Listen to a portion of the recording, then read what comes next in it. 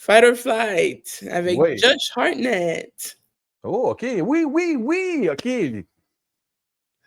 Donc, Fight or Flight, Josh Hartnett, top. Moi, j'ai Avec les bien cheveux aimé. bleachés, là. C'est un film d'action. On voit justement qu'il est. C'est un acteur vraiment qui a commis une espèce de seconde jeunesse ou un second souffle, on va dire, dans sa carrière. Justement, on l'a vu avec le film qui est sorti il y a 1 an ou 2, Trapped. Oui. Justement, où est-ce qu'il joue un tueur en série qui se voit, presque démasqué lors d'un concert à laquelle il Ouais. accompagnait sa fille. Et je trouve qu'il accepte de plus en plus justement des rôles de type sombre, à contrario au début de sa carrière où c'était toujours des rôles voilà, d'amoureux transis. Ouais, il était le pretty boy.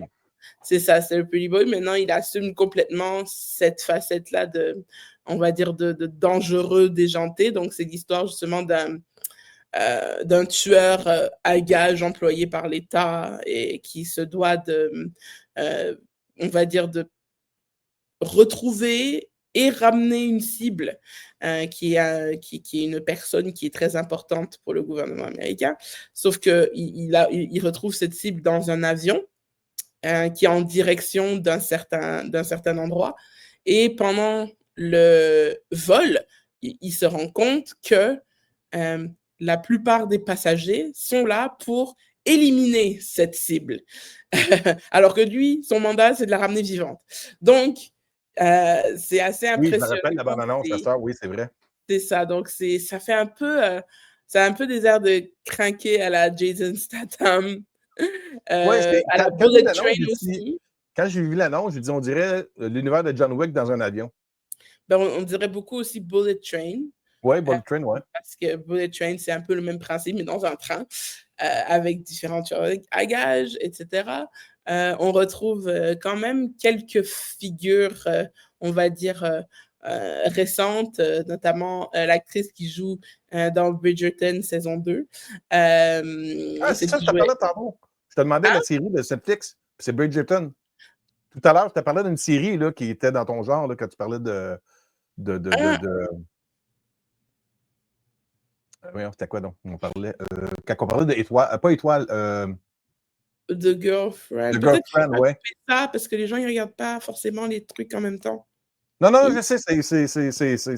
Ah non, toi, tu parles pour là. Attends, je Oui. veux juste me faire un signe pour le Yeah. couper à 30-37.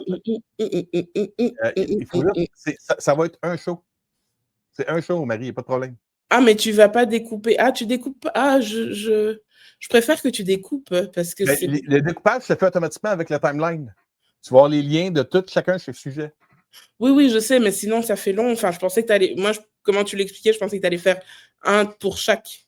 Il va en avoir un pour chaque, mais sur un long show. Non, mais je connais ça. C'est juste que je suis pas tellement. J'aime pas tellement ça. J'aime pas tellement ça, en Marie, fait. parce que je manque de temps, là, sérieusement. Je C'est pour ça. sais, je comprends. Pour faire tout Mais le montage. OK. On continue? On continue. Donc, celle qui joue le rôle justement de Edwina Sharma dans la saison 2 de Bridgerton.